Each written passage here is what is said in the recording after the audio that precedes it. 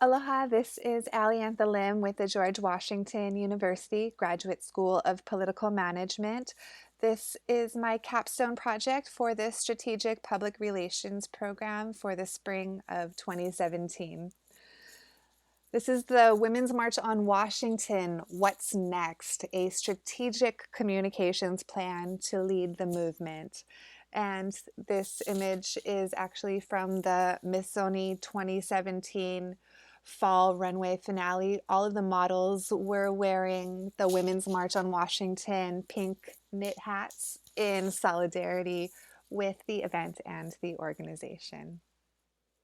About the organization, the Women's March on Washington was organized in 2 months with a completely grassroots approach, including volunteer staff. The internet facilitated planning, organizing, public communications, as well as strategizing. This was all in response to the 2016 presidential election, as well as against Trump policies and platforms. The Women's March on Washington mission and vision is: we stand together in solidarity with our partners and children for the protection of our rights, our safety, our health, and our families, recognizing that our vibrant and diverse communities are the strength of our country.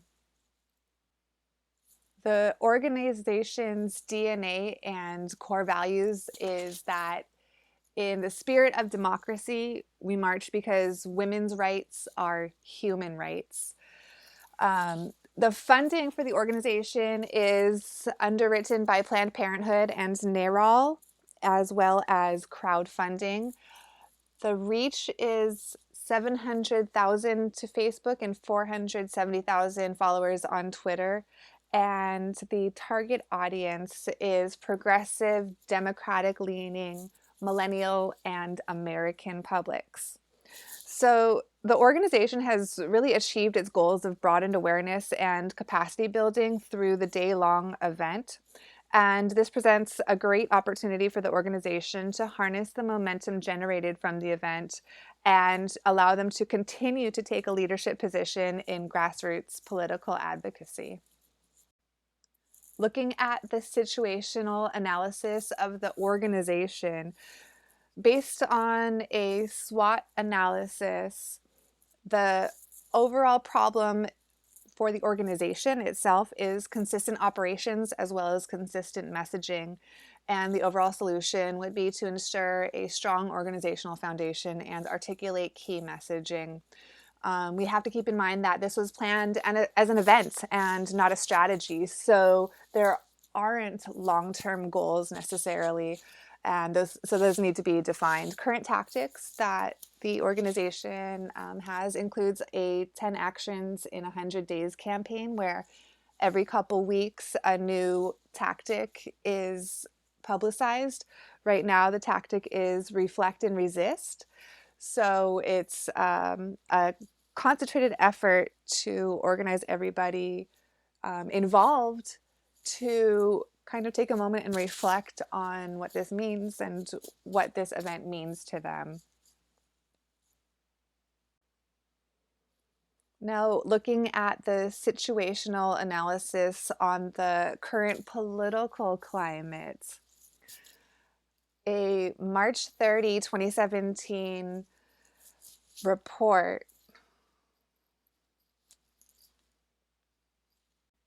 a March 30th Reuters poll showed that 56% of Americans feel that women's rights are a threat to the US.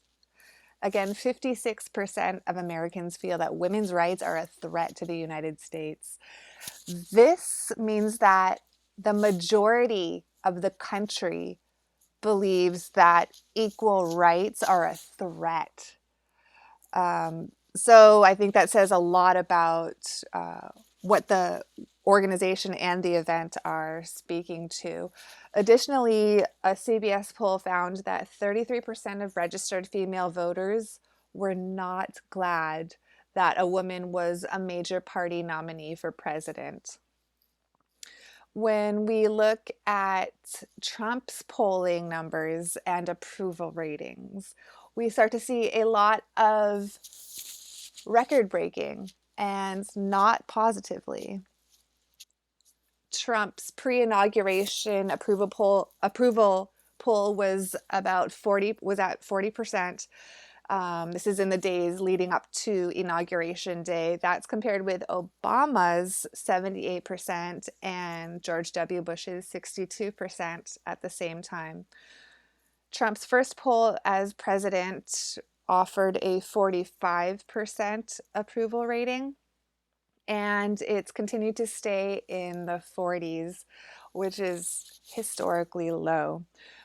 Trump's lowest approval rating so far, remember we're only about 2 months into this presidency, was on March 28th, where he got a 36% approval rating. And that's, just to put this in perspective, compared with Nixon, who bottomed out during his impeachment at 24% approval rating. We also can look at the popular vote. Nearly 3 million people more than voted for Clinton more than Trump. So the majority of America, we could say, doesn't really support Trump. So wholly over time data certainly suggests that Trump is disapproved of as a president. But it's important to note that anti-Trump ideologies may not translate to Women's March support. Primary research was also undertaken, and it addressed the research question of how to best harness the momentum gained by the Women's March on Washington into actionable change. I created an online anonymous survey with 32 respondents.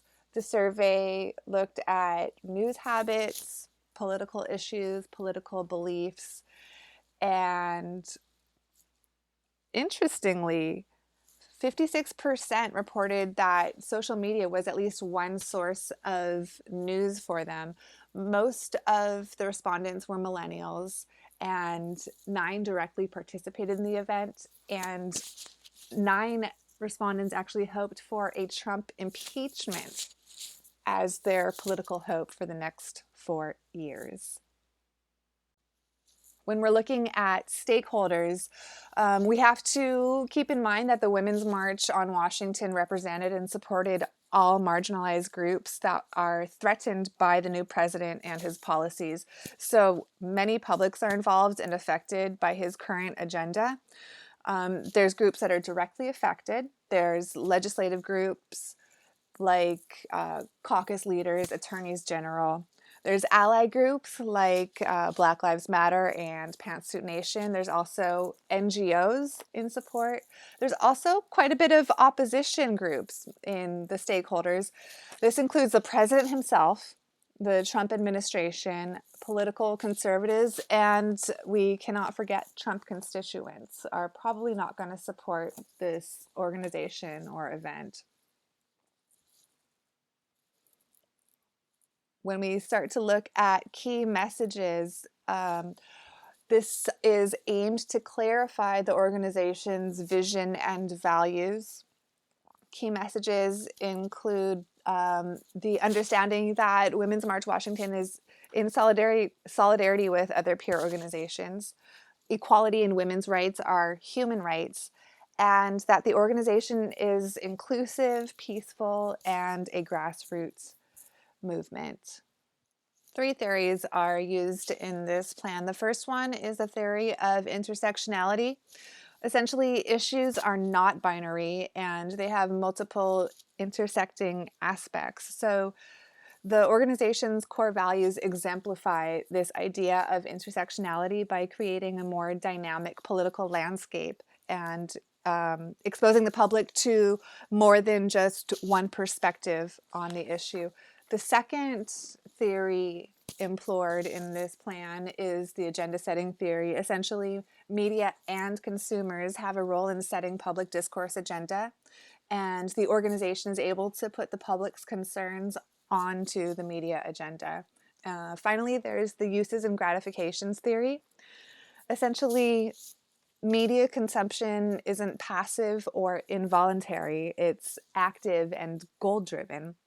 So political actions are actually outcomes of media consumption. Moving on to issues and strategies. Because the organization was founded as an event and not as a long-term strategy, it's important to establish an overall operational framework to support the ongoing mission. The overall problem is the general health of the organization, and the solution is to ensure a strong foundation, articulate key messaging, and of course, secure funding. Now, there's a few different strategies used in this plan. One aspect is to leverage expertise and authenticity. The co-chairs and leadership of the organization are experts in their fields and they have proven track records. So this should be taken advantage of because it's very persuasive. Also, developing strategic partnerships is going to be quite helpful. Prioritizing digital communications, which the organization is doing as well. Engage stakeholders and take a leadership position. So there's two separate goals in this plan. The first goal is to clarify and amplify communications with publics. Objective 1 is to clarify the organization's identity, branding, and values through an image plan. Objective 2 is to increase traditional and digital media output by 20% over 4 months. And Objective 3 is to develop 9 new partnerships over 4 months. The second goal is to ensure the long-term organizational health of the Women's March on Washington. The first objective is to develop 10 concrete organizational directives. This can be political, it can be internal as far as organizational operations, it can be financial, but 10 organizational directives to kind of shape the identity a little bit more of the organization. Objective 2 is to develop a 3-year operational budget within 1 month. Standard requirement for any organization, and one is not in place yet.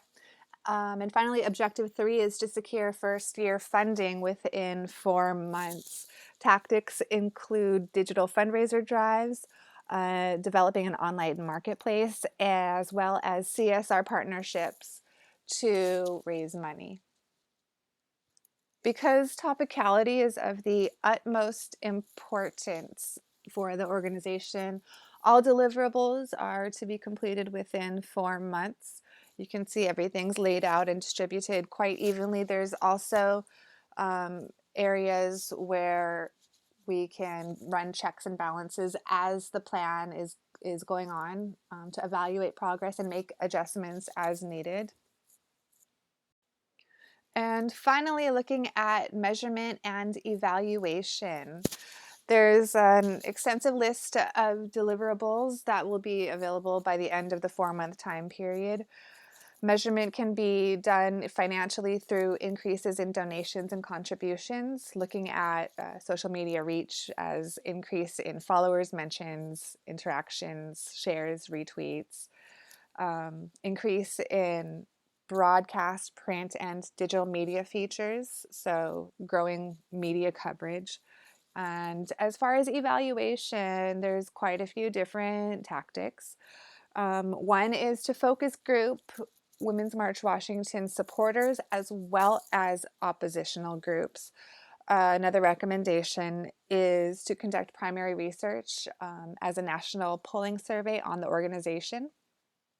Of course, post-campaign interviews with the decision makers and leadership of the organization. And finally, social media and website data analytics will help to evaluate the campaign. Thank you so much for your time. Aloha.